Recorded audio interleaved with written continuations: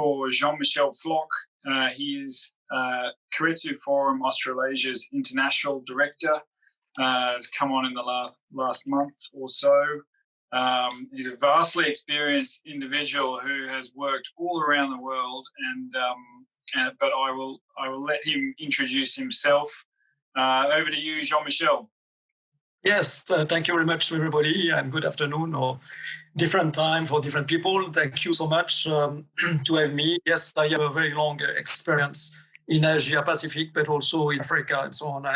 I live in more than 3 years in 14 countries, and I work since 1975 as a banker in Asia Pacific.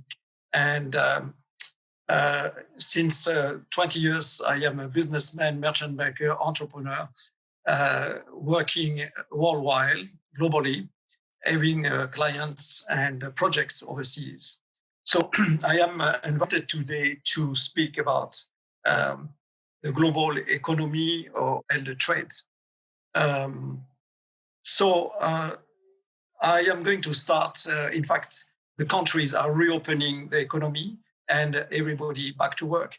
Let's speak about different topics.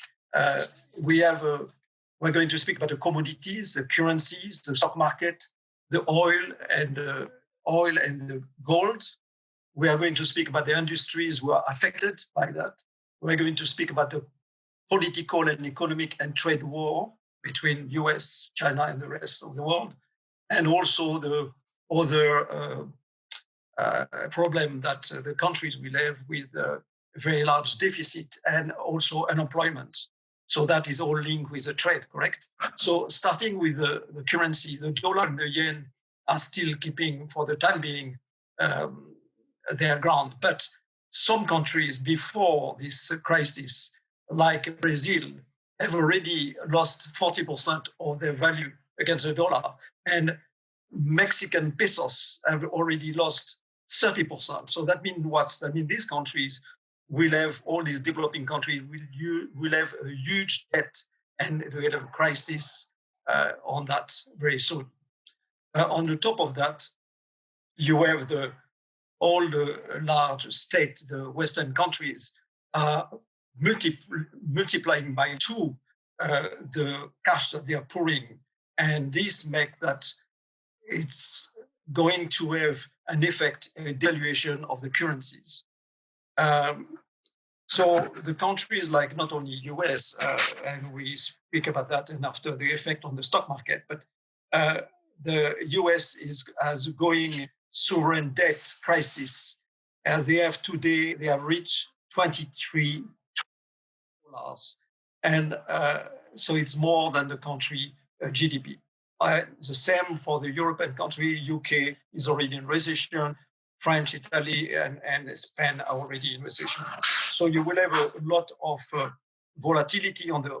Now let's speak about the stock market. A lot of volatility and a crisis coming quite dramatically, especially if there is a second vague of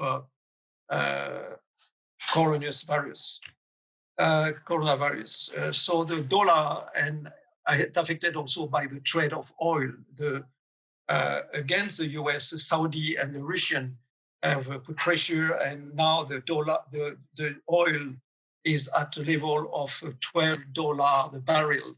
So it's quite dramatic, and this is to diminish the influence of the petrol from USA. And so some other currencies and some other commodities it's time to move. It's opportunities at the same time. Like now, a lot of people are moving on gold on the trade, and the reserve of the countries like China, India, and so on, they are buying gold, as well as the copper because it's linked with electricity. So this is a huge.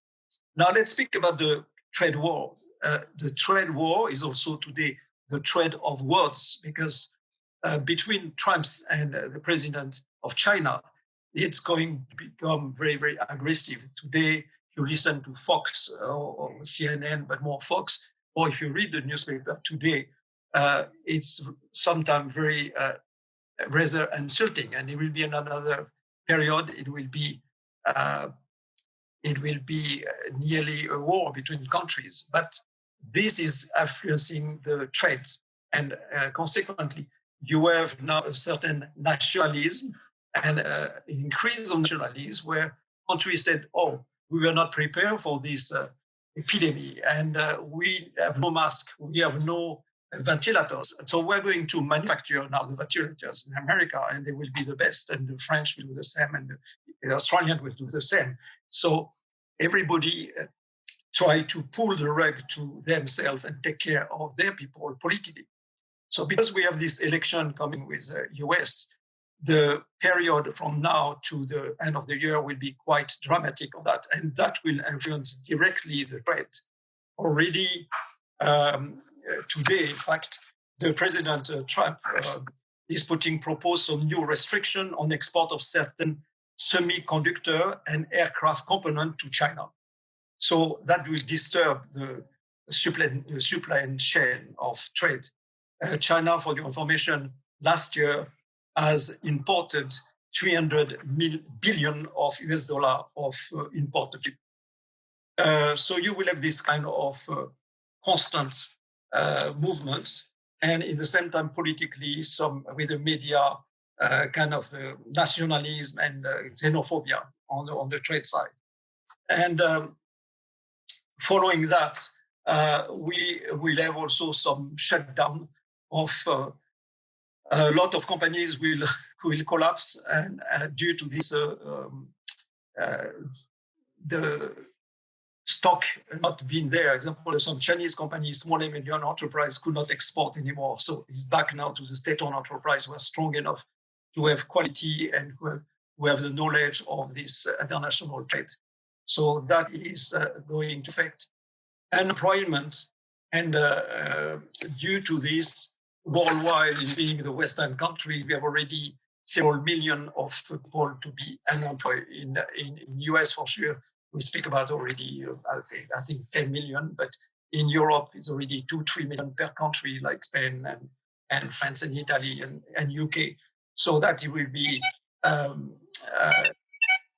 industries will be very much affected by that, like the airline industry and tourism industry and so on. So basically, we are going to have a lot of movement, and when we have movement, it's opportunity. So we will have some opportunity to invest. A lot of merger and acquisition, a lot of small and medium corporates will collapse. I think even in some countries like India, I was just reading a report on India telling that only the companies who have a strong cash flow, high liquidity, low debt, strong brand will survive. So a lot of these small and medium companies will be absorbed or will perish. And this, India, is the same story that China or Europe and so on. So we will have a kind of, I think, a disaster, because even if the countries are doing whatever is necessary politically to support their economy and to support step by step their country by injecting some liquidity to the companies, supporting the budget of the family, supporting the work and the relation for the family. Each country is doing that. The case of UK, the case of France, the case of Australia. But they will give also some flexibility to repay the loan. In Europe, they are putting a mobilization of a very, very large fund to support the European bloc with 28 countries, or if UK is out, it will be 27 countries, but they put us with urgent aid and preparing a second vague of a very bad situation economically and on the trade. So the trade is going to be very, very important. Countries like China, they have the Silk Road, and so that will continue, but the infrastructure and so on, some of these countries will be not able to repay the loan that China is providing to Africa or to the Silk Road. And consequently, you will have some default of payments, and a lot of them, especially from the developing countries. Again, each country will become more made in USA, so it may be made in Europe or made in whatsoever. And Jean-Michel, quick question. Do you want to leave a few minutes just for questions from the audience? Absolutely, yes. Did you want to just wrap on a finishing note? I mean, it's enlightening. Thank you. But I think it would be great to get maybe some commentary or questions. Absolutely. You're invited to ask. The topic is so large that we never finish. Please ask your question. Indeed. I have to say, you are doing a brilliant job in terms of condensing some vast topics across very disparate areas into such a short time. And I, for one, find it very, very insightful and enlightening. So there's a question from the audience, Rob. Yes, Rob, can you hear us? Can you talk? Rob, are you able to talk? Feel free to ask your question. Can you hear me now? Yep. Okay. We met before in one of the conferences. I mean, what do you think is going to be our scenario here in terms of those mergers and acquisitions and absorptions? Do you want to talk about local market here, please? Yes, in this lucky country, Australia, there's a lot of opportunities always, even if the oil and gas is not a good timing, but a lot of companies will collapse, even in US in oil and gas, so the repercussion will be there. But Australia, agriculture for sure, and also new technology. If Australia is able to present any kind of new product, new technology, the rest of the world will acquire. And again, we are in a global market, so the companies, we are even small, but we have something sexy and something new that doesn't exist in the rest of the world. And the other thing is, Australian, like Spain example, said, we want to acquire this distressed asset in Spain, but in Australia it will be the same already. The government said we want to know what group is coming and what they're acquiring, because you cannot acquire the farm and so on. It was the same story 25 years ago with the Japanese, now it's the Chinese. So forget about that. It's first plenty of Chinese were Australian Chinese, so they will acquire what they want, but the foreigners want to acquire something in Australia, farming, winery, mining, etc. They will do it, or small companies, they will do it also. So probably the government will just check who they are, but if it's clear, they will welcome, because every country will be welcoming. Australia can lose perhaps the AAA rating as a risk. So consequently, the government will welcome any kind of investment. And for the Australian, we are Australian here, we will have plenty of opportunities. You know, I have 9 colleges who are looking for investment, and some could be acquired. College, education, and we have not spoken about that. Again, e-education. And I have a meeting with, in fact, some of the members of Sepen Venture that I presented about a college who is going to launch the blockchain and cryptocurrency, artificial intelligence. So this is fantastic, because that doesn't exist. Go to university and you cannot get this kind of course. But or anything regarding medical, all the group worldwide and the Chinese group are looking at anything, again, new development on the bio, on the medical, and so on. And we know all that. So nothing has changed at all. Nothing has changed. The same trend always. But it's to find the company with on demand. So don't waste your time on something with sleeping dormant or who exist and difficult. You need to go to companies who are more advanced or dynamic or who fit the market. Food, example, or it could be a shrimp farm, or it could be a winery, or it could be something that Australia can provide. Again, Jean-Michel, I think we've got time for one more very quick question from Anthony Pascoe. Can you hear me, Jean-Michel? Yes, very good. Thank you. I was interested in what you were touching on regarding China having made very significant investments and loans throughout the Southeast Asian and actually Pacific Island region as well. And by virtue of the environment that we're living in now, there'll probably be a lot of defaults. And I was just reading between the lines, and in relation to your observation in that regard, I'd be interested in your thoughts as to what countries you think may end up over the next 3 to 5 years falling under the control of China due to loan defaults, etc. No, it's not exactly that. Okay, I follow China since 20 years, and I live 14 years in China, and I daily work with the Chinese companies, including the biggest state-owned enterprise. So you have two things. Now today, 60% is with the private enterprise, who could suffer, and we have less power than the state-owned enterprise, who are doing all the infrastructure and what you speak about. So anyway, the state-owned enterprise, they will not fail because they are supported 100% by the Chinese government. They represent the flag of China, and they will perform very, very well. The small and medium enterprise could be more dangerous because if they are not fully supported to go out of China, they need to have the cynosure, they have needed to do the Bank of Development and the authorization of China to go out overseas. So yes, it's a policy, and this policy will continue even more because the countries will ask them to come, because each country will have some problem, including the European country. Macron, president of France, asked China last week 1 billion of masks. The Chinese said, okay, Mr. Macron, you do it, but we are going to put 5G in France. You agree? And he's going to agree, I think. So UK will do, Boris will do the same, and Merkel will do the same. So you will have 5G there. They are going to bargain. The Chinese are not going, and in each country, so then you will say, even a country is not, Asia Pacific is not a small, it's not Vanuatu.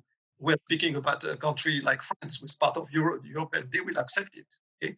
So because they will have so much problem with their people, and the deficit that they will have already, France is, I think, less 6% according to the Treasury of France that it discussed yesterday. And so UK is the same, and so on. So all these countries need investment, so coming, and China has the 5-year plan. China has the resource, and China will continue to be in Australia, in all the South Pacific, and in all Asia, because they are there already and will continue to grow exactly the same trend. It will take perhaps a bit more time, but it's still the same planification. 5-year plan, Communist Party, everything is done before 5 years, everything is done. Road, bridge, infrastructure. So this is China. Across the board, in other words. And Australia can, and some countries can, neo-colonization, blah, blah, blah, but Africa and so on. It's not, but if nobody come, why the countries in Africa were going to be in a big problem, they will welcome again, come. The Europeans are not coming, the US is not coming. So. Thank you. This is a really, really interesting topic, and I get the sense that there's probably going to be a lot more questions for Jean-Michel after the official proceedings. So I would encourage everyone to please jump into the virtual breakout sessions afterwards. And Jean-Michel certainly has absolute wells of international experience and observations based on deep interactions with a lot of players. The point he made about some of the Chinese players and the years of experience is just one point, one case to note. So I will encourage everyone to please hold your questions for him for now, and we'll get on with proceedings. But it's a topic that is very, very relevant right now, and I, for one, found very fascinating given the amount of inbound foreign investment that Australia as a country has received from China in so many different sectors. So I'd love to tap his brains a bit more later on.